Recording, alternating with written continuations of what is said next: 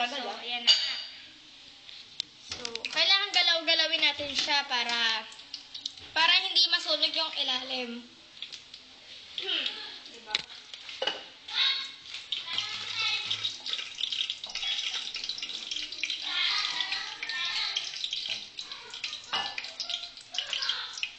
Kaya pang pumuputok.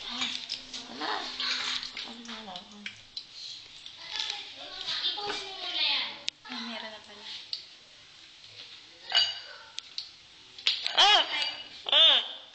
So, tumatalsik na ba? May tumatalsik na? Yun. So, yun nga, pumuputok siya pagka nainitan. At dapat takpan kasi pag pumutok yan, pwede siya lumabas at mainit. At habang mantika, baka tumalisik sa atin. Kailangan takpang maigi. At i-shake-shake natin ganun, no, para Hindi lalaki yan. hindi masunog. So, ayan na, pumuputok na nga siya. Wait lang, pumuputok na eh. At ano kuya, pumuputok ang ating mga popcorn. Tatlo na lang, diba? Tumatalsik. So, dapat talaga nakatakip siya. Mas maganda, mas malaking takip para mas malaking popcorn. Ow! At huwag ito ibalik dahil madumi na. So, aray! Shitty ba?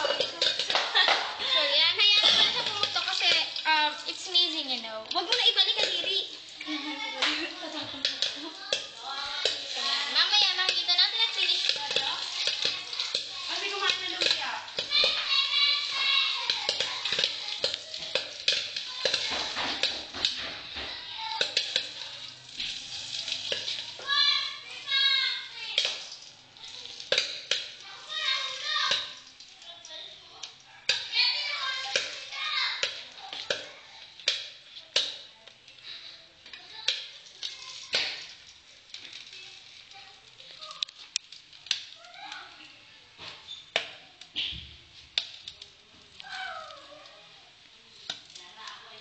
Ay, putek!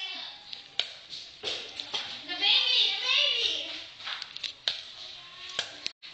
How to make popcorn. Okay, mainit na mantika. Lalagyan natin ng popcorn, tapos takpan ito agad. Kasi puputok siya. At pag puputok siya, pwede siyang lumabas dun sa kabila, kaya dapat close talaga. Kasi pwede siyang tumalsik. Yan. Pwede. Sandali lang ang pagluluto. Hintayin lang siyang puputok.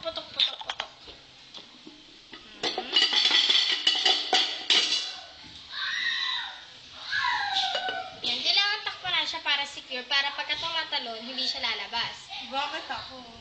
Para pag tumatalon siya, hindi siya lumalabas. So, dapat. At huwag din masyadong malakas ang apoy kasi hindi siya maluluto agad. But masusunog lang siya, kaya mahina at hindi.